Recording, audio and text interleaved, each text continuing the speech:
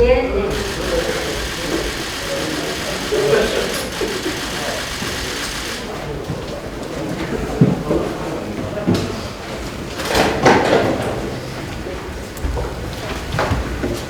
송영길 당대표의 속개 선언으로 더불어민주당 제66차 최고위원 회의를 시작하겠습니다.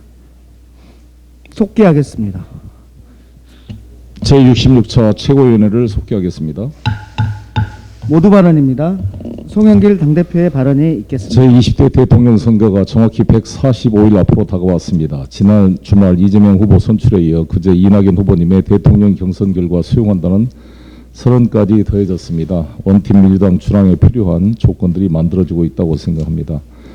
어제 이낙연 후보님께 전화를 드려서 많은 말씀을 위로를 드리고 또 여러 가지 서운한 점도 이야기를 잘 들었습니다. 깊은 고뇌와 아픔에도 당의 단합과 문재인 정부의 성공을 바라는 충정을 절절히 확인할 수가 있었습니다. 아버님의 뒤를 이어 민주당의 파란만장한 역사와 함께하신 이낙연 후보님다운 숭고한 결단이었다고 말씀을 올리겠습니다. 저는 민주당 대표로서 20년 넘는 세월 동안 함께 당을 지켜온 동료 정치인으로서 이낙연 후보님께 위로와 존경과 감사의 말씀을 드립니다. 또 지지자분들의 상처와 상실감에 대해서도 위로의 말씀을 건네고 싶습니다. 이와 관련해서 제가 일부 극단적인 행태를 지적하는 과정에서 부적절한 비유와 표현이 있었습니다. 심려를 끼쳐드린 점, 또 상처를 받으신 분들에게 깊은 사과의 말씀을 드립니다. 저 자신도 우리 모두가 다 함께 극단적인 행태를 지양하고 함께 상처를 내지 않고 하나가 될 수 있는 민주당이 될 수 있도록 저부터도 솔선수범해서 더욱 노력하도록 하겠습니다. 지금부터 이 순간 우리는 원팀이고 민주당은 하나입니다. 경선 중에 늘 있기 마련인 작은 차이를 넘어 민주정부 사기 창출하는 역사적 책무를 완수하는데 모두 역량을 모아야 됩니다.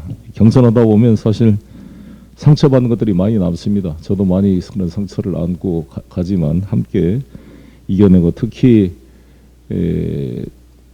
자신이 지지한 후보가 안 됐을 경우에 상처는 더 큽니다. 이분들은 마음을 더욱 헤아리도록 저 자신부터 더욱 노력하겠다는 말씀을 드리겠습니다.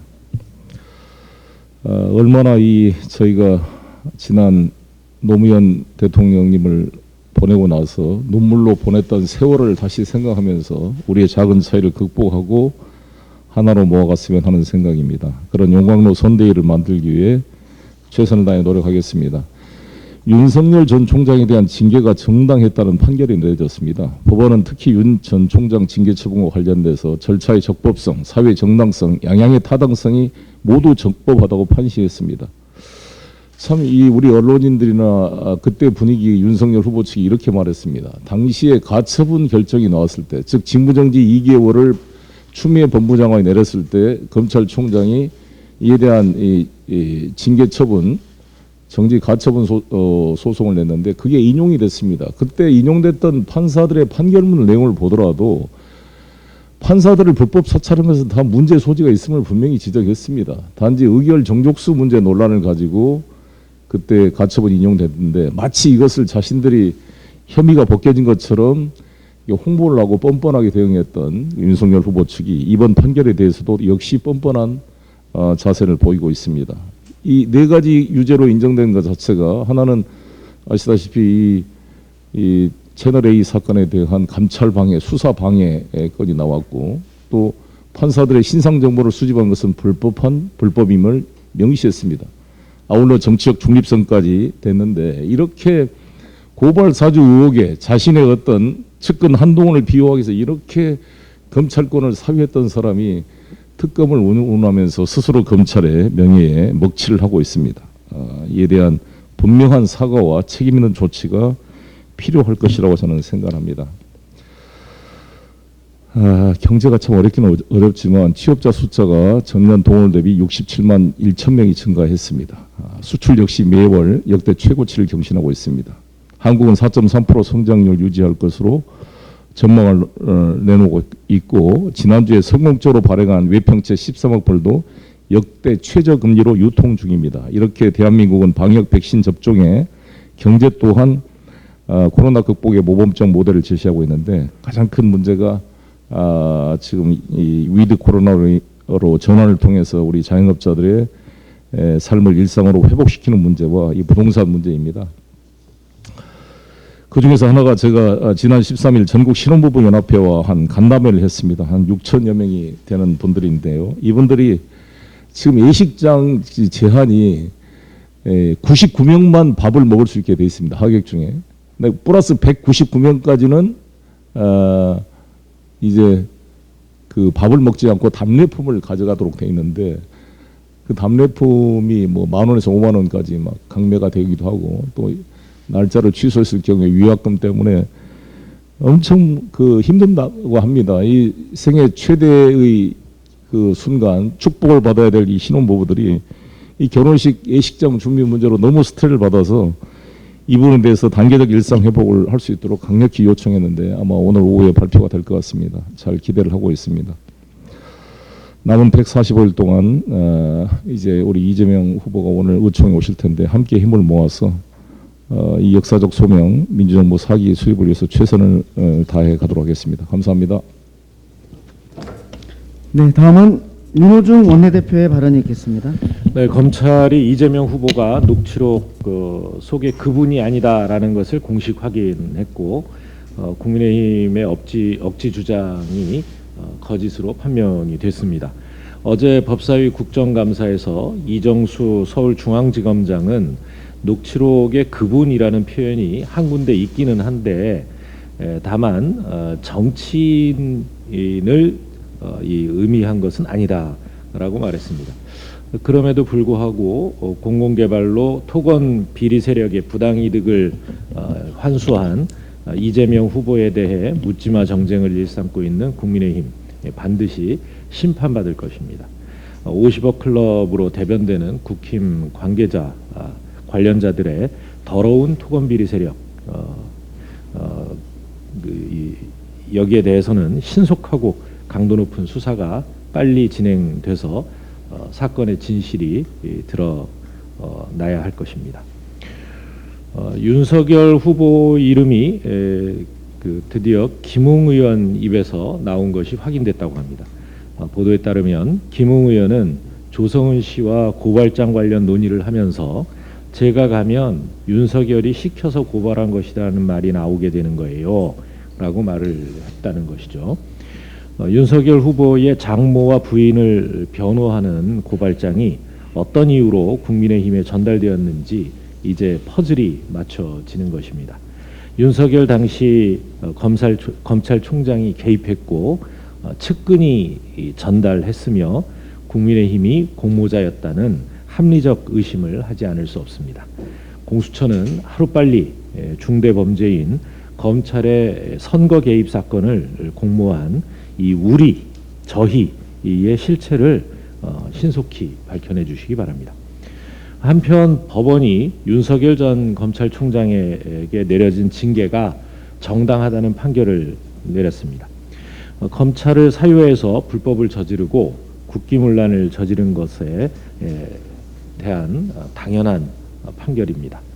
재판부는 윤석열 후보의 판사 사찰 의혹 문건 작성과 배포, 그리고 검언유착 의혹 감찰 수사 방해를 인정하면서 오히려 정직 2개월은 이 징계 양형 중에는 최저한에도 미치지 못하는 매우 가벼운 것이다, 이렇게 판단했습니다. 이런 사람이 야당의 대통령 후보를 하겠다고 하니 참담하기 그지없습니다. 윤석열 후보는 지금이라도 국민께 사죄하고 자신의 과오에 대한 응당한 책임을 져야 할 것입니다. 검찰이 박형준 시장을 공직선거법상 허위사실 공표죄 위반 혐의로 기소하면서 딸의 홍익대 입시 청탁 내용을 제외시켰습니다. 이미 홍익대 교수와 학교 측이 제출한 자료까지 확인됐음에도 불구하고 기소에서 제외한 것은 검찰의 전형적인 봐주기 수사라고 볼 수밖에 없습니다. 부산 시민 앞에 뻔뻔한 거짓말로 일관한 박형준 시장의 비리 의혹은 딸의 홍익대 입시뿐 아니라 LCT 특혜, 민간인 사찰 등 나열하기 힘들 정도입니다.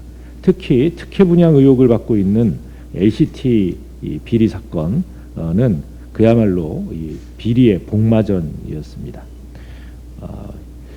이 LCT는 고도 제한 해제, 또 주거 시설로 변경 등 온갖 비리와 특혜로 점철되었고, 민간 개발업자가 1조 원 이상의 개발 이익을 남기는 동안 부산시는 헐값으로 땅을 내주고 단 한 푼도 공익 환수하지 못한 사업이기도 했습니다. 편법과 세금은 있는 대로 다 퍼주고 업자만 배불린 꼴입니다.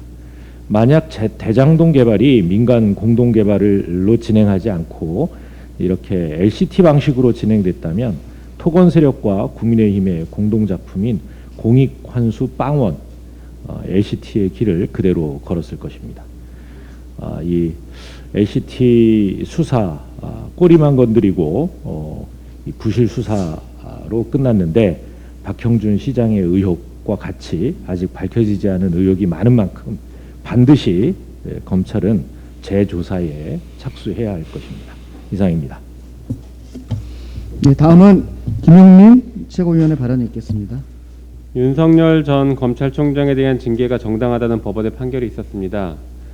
판사 사찰, 채널A 감찰방해 수사방해가 인정되고 정직 2개월도 부족하다라고 판단했습니다. 최근 확인되고 있는 고발 사주 선거 개입 사건, 장모 변호 문건 작성, 천공 스승 수사지휘 의혹 등을 고려하면 법무부의 징계가 아니라 국회에서 탄핵되어야 했을 사안입니다. 더 강하게 탄핵을 추진하지 못해 결과적으로 이런 정치인을 탄생시킨 것을 국민께 사과드립니다.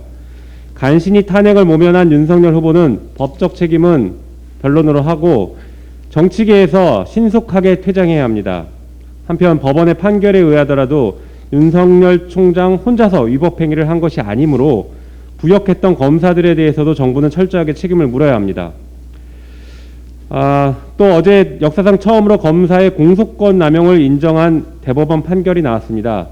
공소권 남용이란 검사가 보복이나 괴롭히기 등 어떠한 의도를 가지고 기소하는 것이고 위법한 행위입니다. 서울시 공무원 간첩 조작 사건의 피해자 유우성은 2013년 2월경 간첩 혐의로 구속 기소되고 2013년 8월 1심에서 무죄 판결을 받았습니다.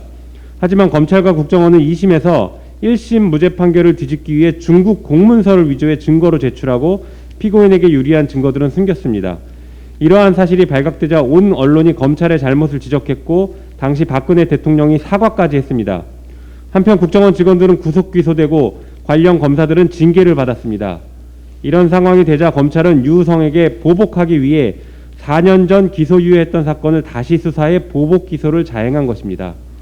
어제 대법원은 최종적으로 검사의 이러한 기소가 보복 기소로 위법하다라고 판단한 것입니다. 어제 법사위 국감에서 이 사건을 기소한 이두봉 검사가 증인으로 출석했습니다. 대법원의 판결에도 불구하고 피해자에게 단 한마디조차 사과하지 않고 업무에 참고하겠다라고만 하는 뻔뻔함을 보여주었습니다. 검찰이 자정 능력을 잃어 스스로 개혁할 수 없음은 어제 오늘의 일이 아닌 상황에서 합법적으로 검찰의 위법 행위를 바로잡을 수 있는 법원이 팔을 걷고 나선 것은 매우 환영할 일입니다. 검찰의 과오를 되풀이하지 않게 하기 위해 법원은 보다 적극적으로 검찰의 수사와 기소에 대해서 사법 통제를 해야 할 것이고 국회는 수사기소 완전 분리를 목표로 하는 검찰개혁에 박차를 가해야 합니다. 이상입니다. 네, 다음은 강병원 최고위원의 발언이 있겠습니다. 윤석열 정치검찰의 법치주의와 민주주의 근간을 훼손한 테러 행위, 마침내 사법적 단죄가 이루어졌습니다. 법원이 법무부의 윤석열 검찰총장 정직 2개월 징계는 정당했다는 지극히 상식적인 판결을 내린 것입니다. 특히 법원은 윤 총장 정직 2개월은 가볍다는 말까지 덧붙이면서 사안의 엄중함을 강조했습니다. 이게 어떤 의미겠습니까? 법을 틀어진 채 귀에 걸면 귀걸이, 코에 걸면 코걸이 취급했던 윤석열 검찰의 막가파식 행태에 경종을 울린 것이 아니겠습니까? 국민 두려운 줄 모르는 윤석열의 권력 중독까지 함께 심판한 것입니다. 사법부는 윤석열의 판사 사찰과 채널A 사건 감찰 수사 방해를 준엄히 꾸짖었습니다. 그러나 국민의 심판은 여기서 끝이 아닙니다. 국민 여러분께서는 이미 윤석열 검찰의 고발 사주와 선거 개입, 표적 수사, 윤우진 뇌물 수사 무마와 접대 검사 99만 원 불기소 세트 같은 제 식구 감싸기, 그리고 대검을 사설 로펌으로 전락시킨 장모 보호 문건 만행에 대해 모두 유죄를 선고했기 때문입니다. 최근 윤 후보는 나를 공격하는 이런 정신머리라면 국민의힘이라는 당은 없어지는 게 낫다라고 했습니다. 똑같이 돌려드리겠습니다. 법과 정의를 헌신짝 취급하는 정신머리인 대선 후보라면 그만 국민 앞에서 사라지는 게 낫습니다. 한 말씀만 더 드리겠습니다. 이준석 대표가 윤석열의 멘토 천공수승 논란을 두고 그저 취향의 문제일 뿐이라고 했습니다. 윤석열 손바닥 왕자를 국민이 배척할 일 없다는 발언에 이어 또 다른 헛발질입니다. 허구한 날 비단주머니 하면서 주문을 외더니 이 대표마저 허무맹랑한 주술과 도력에 미혹된 것입니까? 국정을 책임지겠다고 나선 자가 손바닥으로 암을 낫게 했다느니 밤마다 신을 만난다는지 하는 황당무계한 도인과 접선하면서 가르침을 청하는데 이게 어떻게 취향의 문제입니까? 이 대표의 거만함과 안일한 현실 인식에 개탄을 금할 수 없습니다. 이 대표는 윤석열의 주술 중독, 윤석열의 범죄의 클라스를 용인하며 국민을 더 이상 우롱하지 말기 바랍니다. 이상입니다. 네, 다음은 김영배 최고위원의 발언이 있겠습니다. 윤석열 검찰총장이 제기한 징계처분 취소 청구에 대해서 서울행정법원이 정직 처분은 적법하다라고 청구 기각했습니다. 심지어 정직 2개월은 부족하고 면직도 가능한 판결이다라고 판시했습니다. 이 징계 사유는 첫 번째 판사 사찰, 두 번째 한동훈에 대한 감찰 및 수사 방해, 이것이 국가공무원법 등 다수 법령을 위반해서 검사 징계법의 징계 사유에 해당한다는 판결인 것입니다. 한마디로 유죄, 그것도 중범죄라는 판결입니다. 주목되는 점 중에 하나는 한동훈 검사가 윤석열의 최측근임을 법원이 판결상으로 공식화해서 향후에 윤석열과 한동훈 관련 사법 판단에 줄줄이 영향을 줄 것이라는 점입니다. 또 손준성 수사정보정책관의 판사사찰 문건 작성에 위법성 또한 판시했습니다. 고발 사주 사건에 대한 공수처의 기소와 이 향후 재판에도 유의미한 판결로 작용할 것입니다. 검찰 사무의 적법성 및 공정성을 해하는 중대한 비위 행위에 해당한다, 이렇게 판시했기 때문입니다. 윤석열 후보가 올해 3월 4일 날 사퇴에 변해서 이렇게 얘기했습니다. 저는 작년에 부당한 지휘권 발동과 징계 사태 속에서도 직을 지켰습니다. 헌법 정신과 법치주의를 지키기 위해서였습니다. 정의와 상식, 민주주의와 법치주의를 지키기 위해 이제 물러납니다 라고 얘기했습니다. 윤석열 후보님, 정의의 신 유스티티아를 아시지요? 이제 정의의 신 유스티티아의 심판의 시간이 다가왔습니다. 본인의 말대로 정의와 상식, 민주주의와 법치주의를 지키기 위해 법의 판단을 기다려야 할 피의자의 신분임을 자각하시고 대선 후보직에서 즉각 사퇴하시고 석고대죄하시기 바랍니다. 이상입니다. 예, 결선을 가지 않고 중앙선관위 결정대로 당무위에서 결선 없이 가기로 했습니다. 이 제기가 받아들여지지 않았습니다. 반발하는 당원들이 있습니다. 지금 이 지도부의 지혜가 필요합니다.